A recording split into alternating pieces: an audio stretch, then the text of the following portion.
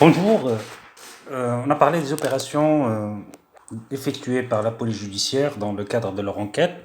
Alors ces opérations doivent faire l'objet impérativement d'un procès verbal et pour laisser juste la traçabilité de leur opération au cas où il y a une contestation de la part du suspect ou de la défense.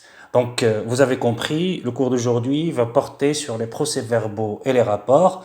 Juste rapidement pour définir la définition du procès-verbal, l'article 24 Code de procédure pénale précise que le procès-verbal, le document écrit, c'est le document écrit et dressé par l'officier de police judiciaire agissant dans l'exercice de ses fonctions et rapporte ce qu'il a vu ou entendu comme déclaration ou les opérations qu'il a effectuées sur une matière de sa compétence. Donc, d'après l'article, toutes les opérations audition interrogatoire doivent impérativement faire l'objet d'un procès verbal, précise l'article 24. Alors, dans un premier temps, on va voir les conditions de rédaction des procès-verbaux et dans un deuxième temps, on va voir la force probante des procès-verbaux. Alors, quelles sont les conditions de rédaction des procès-verbaux? Alors, ces conditions, bien évidemment, les procès-verbaux doivent être établis par des personnes qui sont qualifiées à cette, normalement, pour rédiger les procès-verbaux. Deuxièmement, ces personnes sont tenues de respecter certaines règles de forme. Alors, pour faire ce travail, donc, il y a des personnes qui sont par la loi qualifiées et que ces personnes n'ont pas le droit de faire n'importe quoi. Je parle dans le cadre de la rédaction des procès-verbaux, mais ils sont tenus de respecter certaines règles de forme précisées par la loi. Alors, je commence par les personnes qui sont qualifiées à dresser les procès-verbaux. Alors, la rédaction, elle relève essentiellement des procès-verbaux, elle relève de la compétence des officiers de police judiciaire et certains aussi fonctionnaires et agents chargés de certaines fonctions de police judiciaire ont également la compétence pour rédiger un procès verbal dans le cadre de l'article 27 du Code de procédure pénale. Précisément, c'est les agents de la conservation, exploitation des forêts, c'est aussi les agents de l'administration douanière et impôts indirects. Alors, la question qui se pose, est-ce que les officiers de police judiciaire sont tenus, c'est-à-dire ils ont l'obligation de rédiger un procès verbal, mais c'est pour toutes les opérations et tous les actes qu'ils ont accomplis. L'article 23 Code de procédure pénale précise que les officiers sont tenus de dresser procès verbal de leur opération et d'informer sans délai le procureur du roi ou le procureur général du roi des crimes et délits dont ils ont connaissance. Donc, d'après l'article 23, la réponse est oui, ils ont l'obligation de rédiger un procès verbal de chaque acte qu'ils ont accompli. Alors, le formalisme du procès verbal, donc les personnes qui sont qualifiées, c'est-à-dire les officiers de police judiciaire, de rédiger un procès verbal, ils sont tenus de respecter normalement certaines conditions de forme imposées par la loi. Et ces conditions, d'abord, elles consistent dans le fait que le procès verbal doit être rédigé par écrit et en arabe. Bien évidemment, le procès est numéroté et important, et c'est une précision de taille. Le procès verbal doit être clair et précis, donc pas normalement pour éviter les interprétations et pour évidemment ne pas tomber dans un problème qui consiste à dire que évidemment il y a eu un problème dans l'interrogatoire, il y a eu un problème dans une perquisition, il y a eu un problème bien évidemment de placement de la personne en garde à vue. Donc il doit être clair et précis pour que toutes les opérations puissent être effectuées en bon et due forme et pour éviter les contestations. Donc évidemment les phrases qui n'ont pas de sens, ambiguës, donc il faut éviter pour tout simplement éviter aussi les contestations dans le cadre d'un recours, bien évidemment, devant la juridiction compétente qui va statuer sur la culpabilité. Ensuite, le document doit mentionner impérativement l'administration dont il émane. Il doit mentionner aussi une date, un lieu, un numéro d'ordre, un objet, une référence s'il y a lieu et une signature de son auteur. Le procès verbal, toujours dans le cadre de mentionner les conditions de forme, il doit déterminer le jour, mais pas uniquement, parce que aussi il doit préciser l'heure de la rédaction et de la clôture de l'opération. L'année, le jour et l'heure doivent être écrits en toutes lettres pour pouvoir contrôler la durée de la garde à vue et pour aussi éviter le faux, ce qui est primordial, mais aussi contrôler le délai de la prescription qui commence à courir à compter du dernier acte. Toutefois, l'omission de la date n'est pas une cause de nullité.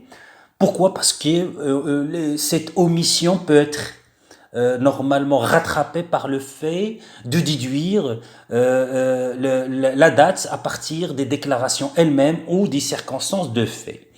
Il faut aussi indiquer le lieu de la rédaction. Pourquoi? Parce que, en cas de contestation soulevée par le prévenu ou sa défense, il permet de vérifier la compétence territoriale de l'enquêteur. Et il faut aussi préciser dans l'entête du procès verbal le mode d'opérer.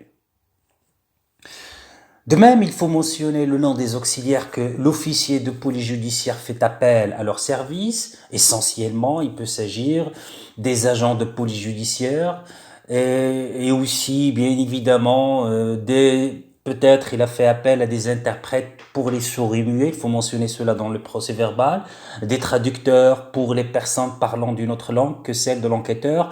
Tout cela doit être précisé, mentionné dans le procès verbal. Enfin, le procès verbal doit faire mention de l'identité de toute personne dont il apparaît utile à l'enquête. Alors, bien évidemment, ça peut concerner le plaignant, le témoin, la personne suspecte, etc., etc. Par ailleurs, le contenu de procès verbal il peut être variable. Ainsi, il peut concerner, bien évidemment, un procès verbal de constatation. Il peut aussi s'agir d'un procès verbal d'audition. Il peut aussi, bien évidemment, s'agir d'un procès verbal de perquisition. Et on passe maintenant au point le plus important, éliminer litige, c'est-à-dire quels sont les moyens de défense qui peut soulever éventuellement la défense pour demander l'annulité des procès-verbaux. Alors, premier moyen, le défaut de signature de procès-verbal d'audition par l'officier de police judiciaire ou le suspect, est-ce qu'il peut entraîner l'annulité?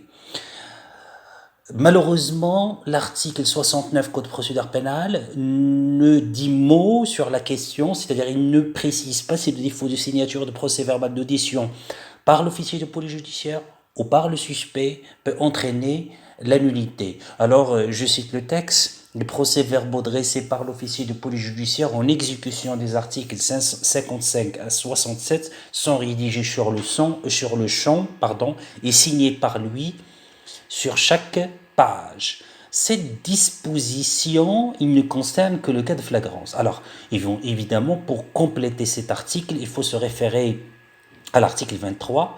Alors, la lecture de cet article permet de constater, ainsi je cite le texte, les officiers de police judiciaire doivent, dès la clôture de leur opération, faire parvenir directement au procureur du roi, au procureur général du roi, l'original avec 2 copies certifiées conformes des procès-verbaux qu'ils ont dressés et tout acte et document est relatif.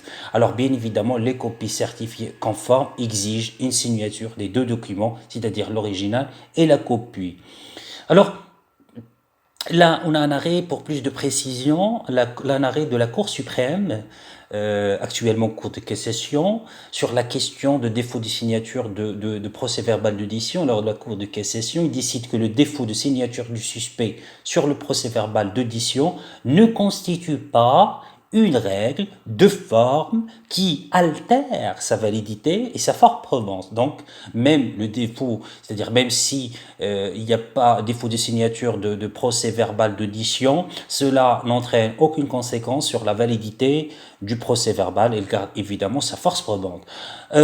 Pour prouver normalement et pouvoir nier les déclarations du suspect, donc les moyens employés n'ont aucun effet.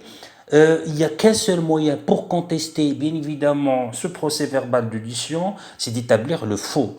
Alors, l'arrêt de la Cour de cassation, il précise en effet que l'article 292 Code procédure pénal n'exige pas pour que le procès verbal soit régulier en la forme et qu'il ait une force probante, qu'il soit signé par le suspect, mais la signature de son auteur est suffisante. Toutefois, l'article 243-1 du Code douanier prévoit que les tribunaux ne peuvent admettre contre les procès-verbaux de douane d'autres nullités que celles résultant de l'omission des formalités prescrites à l'article 240. Alors, le procès-verbal d'audition des personnes bien évidemment placées en garde à vue. L'article 67 du Code procédure pénale qui fait mention du jour et de l'heure à partir desquelles elle a été appréhendée et du jour et de l'heure à partir desquelles elle a été soit libérée, soit amenée devant le magistrat compétent, garde sa force probante même s'il ne porte pas la signature de l'individu qui fait l'objet de la garde à vue. Alors maintenant, évidemment, on va passer au point suivant, c'est-à-dire parler évidemment normalement de la force probante des procès-verbaux. Alors c'est un point important puisqu'il faut voir et expliquer la valeur des procès-verbaux. Évidemment, pour pouvoir répondre à cette question, il paraît important de distinguer trois catégories de procès-verbaux différentes les unes des autres. Et différentes pourquoi? Parce qu'ils auront trois impacts différents. D'abord, vous avez un procès verbal valant de simples renseignements, uniquement.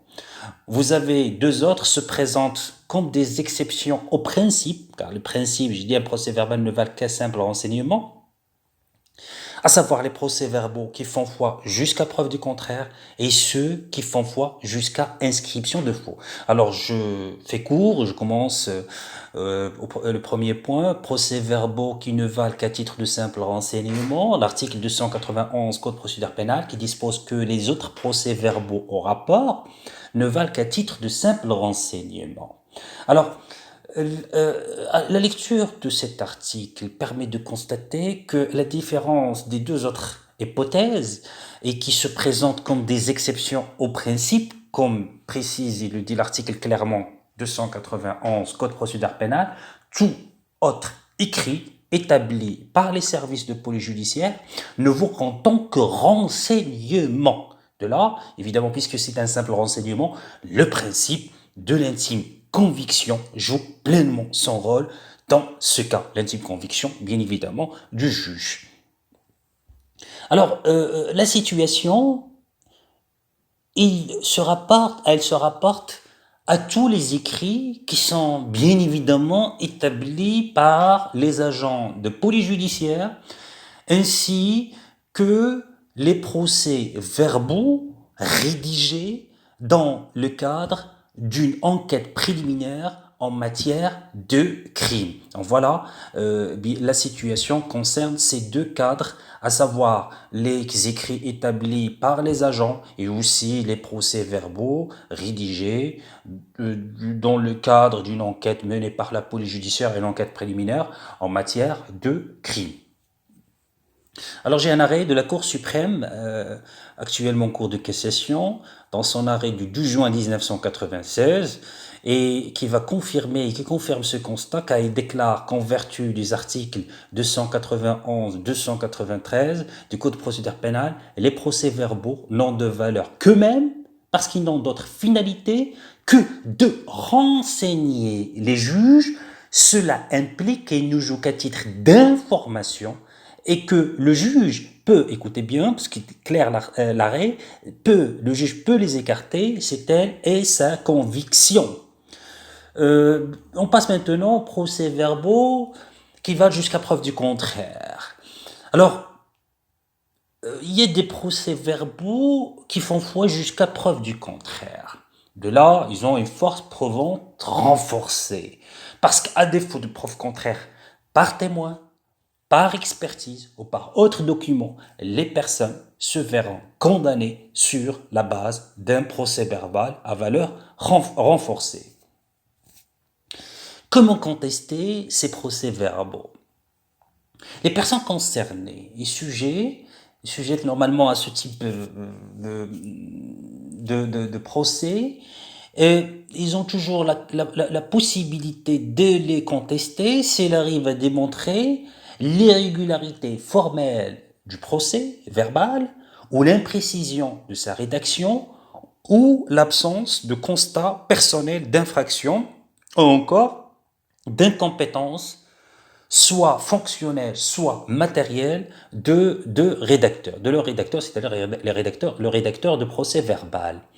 Alors, les exemples, je prends 2 cas de figure, un procès verbal en matière de délai et contravention. Bien évidemment, l'article 290 Code procédure pénal prévoit que les procès-verbaux et rapports rédigés par les officiers de police judiciaire en matière de constatation de délits 1 et des contraventions 2 font foi jusqu'à preuve du contraire par tout moyen de preuve. Donc le texte est clair. Et maintenant, j'ai un arrêt, pour la Cour de cassation, dans son arrêt du 21 septembre 2011, a déclaré que la juridiction doit permettre à l'accusé d'apporter la preuve contraire des procès-verbaux s'il présente des documents qui mettent en cause les faits constatés dans les procès-verbaux. Il devra les discuter et répondre à ses prétentions pour construire sa conviction. Enfin, les procès-verbaux qui font foi jusqu'à inscription de faux. Alors, la loi donne aux procès-verbaux qui sont établis non par les officiers de police judiciaire, mais par les agents habilités. Ils ont une force, ces procès-verbaux, ils ont une force particulière, puisque le contenu de ces procès rédigés par ces agents s'impose au juge. Alors, quelle est la manière pour les écarter? La seule manière, il y en a une, est la procédure d'inscription de faux qui ne vise qu'à établir que l'auteur de ce procès-verbal a délibérément menti. Évidemment, ce cas-là, il touche et il concerne un degré de force probante le plus élevé du procès verbal.